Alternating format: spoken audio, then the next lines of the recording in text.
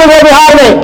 हम बिहार विधानसभा के सदस्य के नाते जिन सवालों को लेकर के कह रहे थे, हमारे वीरेंद्र जी जो सिंचाई परियोजनाओं के बारे में जो कह रहे थे, बिहार एक ऐसा राज्य जहां सरप्लस स्टेट है पानी के मामले में, जहां देश नहीं दुनिया के पैमाने पर देखा जाए तो बिहार एक ऐसा राज्य है जिसके पास सबसे ज्यादा पानी है, लेकिन हम पानी को हम अभिशाप के रूप में देखते हैं।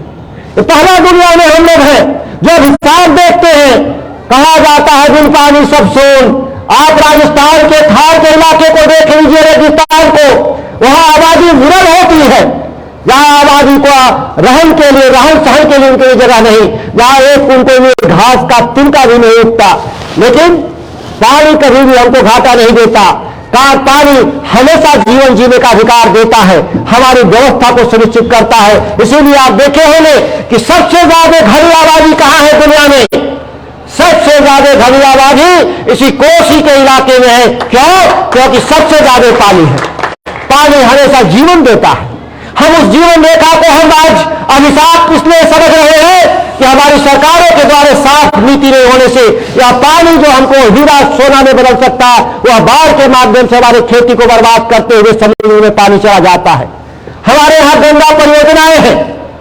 उत्तर प्रदेश में चाहिएगा तो कम से कम 3 जगह बराज और कम से कम सैकड़ों जगह गंगा में आपको पंप हाउस मिलेंगे और इलाके की खेती के लिए पानी उठाते हैं। वहीं बिहार में आते हैं, केवल एक पंप हाउस बना गंगा पे, कहलगांव वाला पंप, बटेश्वर पंप बोलते हैं, जो बनते ही जिस दिन चालू बटन दबाए उसी दिन टूट गया। यही हमारी उपलब्धि है। लोग कहते हैं बड़े हमारे विद्वान लोग हैं सत्ता में, सरकार में बैठे हुए और गंगा से एक पंप लगाकर पानी किसानों के खेतों तक नहीं पहुंचा सकते। आपकी योग्यता और विद्वत्ता कहां चली जाती हमको समझ से परे है। जबकि आप किसी गंगा पे जब ऊपर अपर रिपेरियन में जाते हैं, ऊपर देखते हैं तो दर्जनों हमारे पंप हाउस उत्तर प्रदेश सरकार के लगे हैं। हम लोग भी लगाए हैं कैमूर के इलाके में पंप। हम गंगा में नहीं लगाए हैं, मेरे पास गंगा नहीं है, हमारे पास छोटी नदियां हैं। हमारे पास वो नदी है जिसको बोलते हैं करमनासा नदी बोलते हैं, दुर्गावती नदी बोलते हैं। दुर्गावती पर हमारे पास एक जलाशय भी है, बड़ा जलाशय, लेकिन हम उससे पंप हाउस से हम हजारों हेक्टेयर अगर हम उसको एकड़ में देखें तो 1 लाख एकड़ हम पटवन करते हैं छोटी नदियों में पंप हाउस लगा करके, बड़े बड़े पंप हाउस। ये छोटे ट्यूबवेल नहीं, एक जो 17 हाउस पावर के लगे हुए रोज बिगड़ जाते हैं, हम लोग एक पंप हाउस लगे हैं, 1500 हाउस पावर के पंप लगे हुए हैं और दर्जनों की संख्या में लगे हुए हैं। कल्पना करिए, एक पंप हाउस आपका कम से कम 5000 ट्यूबवेल के बराबर होता है, 5000 ट्यूबवेल के बराबर। तो आज हम चलाते हैं उसको।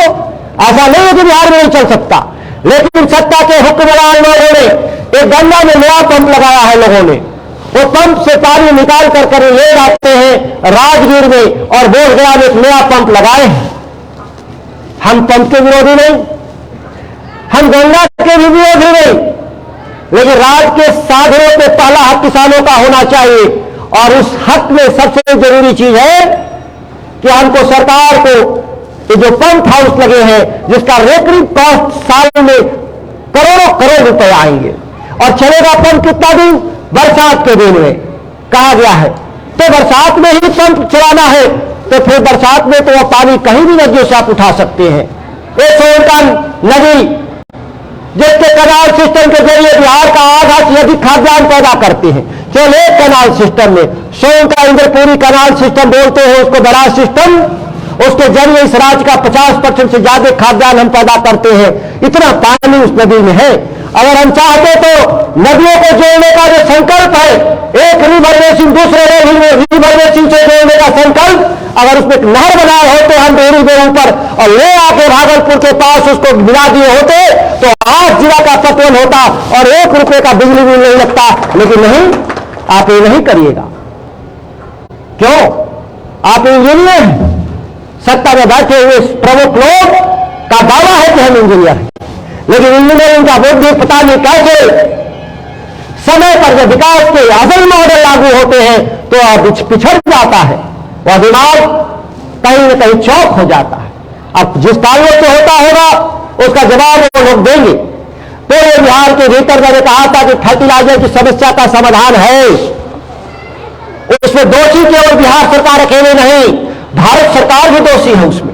भारत सरकार अगर मानती है कि बिहार में फर्टिलाइजर महंगे दर पे बिकता है, तस्करी होता है, बांग्लादेश में पाया जाता है, तो भारत सरकार के प्रधानमंत्री को कानून में, हाथ में, कलम में ताकत दिया है कि फर्टिलाइजर कंपनियों को एक भी पैसे सब्सिडी नहीं दिया जाएगा। लेकिन बिहार में 40,000 करोड़ की सब्सिडी भारत सरकार दे रहे हैं उन कंपनियों को, जिन कंपनियों का आरोप है कि बिहार में वो फर्टिलाइजर सही समय पर तो छोड़ दीजिए उचित मूल्य पर नहीं देती है। और उचित मूल्य की गारंटी तभी होगी, कानून में लिखा है कि फर्टिलाइजर की कंपनियां दुकानदार तक फर्टिलाइजर को पहुंचाएंगी तो 266 में मिलेगा। लेकिन बिहार में कोई भी बिहार की भारत सरकार की कंपनी फर्टिलाइजर रिटेलर तक, दुकानदार तक नहीं पहुंचाती और रेट पॉइंट पे फर्टिलाइजर को छोड़कर के भाग जाती है, जिसके चलते हमेशा बिहार में 30-40 रुपए ऊंचा भाव में किसानों को मिलता है। 30-40 तक भी गुंजाइश है, मैं ये भी कह रहा हूं, अगर 30-40 तक भी गुंजाइश है, लेकिन वो कंपनियां क्या करती है, आपको टैगिंग के जरिए जाइन से लेकर के सल्फर से लेकर के नाइट्रो यूरिया तक बेचने का काम करती है, जो किसानों को 100 रुपए से ज्यादा अतिरिक्त भौगोलिक देने का काम कर रही है। यह गुनाह का काम है और किसके नियंत्रण में हो रहा है? बिहार की सरकार जानती है, बिहार की सरकार ही लाइसेंसिंग अथॉरिटी है, वो जानती है कि कौन फर्टिलाइजर की कंपनियां अपने फर्टिलाइजर के साथ जाइन से लेकर, नाले से लेकर के सल्फर तक बेचने का काम करती है। लेकिन कभी सरकार कार्रवाई करती नहीं। और मैंने कार्रवाई के लिए लिखा था ऐसी कंपनियों के खिलाफ जैसे लोगों में भागदड़ मच गया था सरकार और शासन में कि अगर इस तरह से माननीय मंत्री अंकुश लगा देंगे खाद की कंपनियों पर तो भ्रष्टाचार जो है ये समाप्त हो जाएगा। तो इनकी दुकान कैसे चलेगी? ये दुकान वाली नहीं, दुकानदारों वाली दुकान नहीं, एक पटना में जाते हुए सरकारी दुकान की मैं बात कर रहा हूं, उनकी दुकान कैसे चलेगी? बड़े दुखी मन से मेरा इस्तीफा मांगने का काम किया गया था।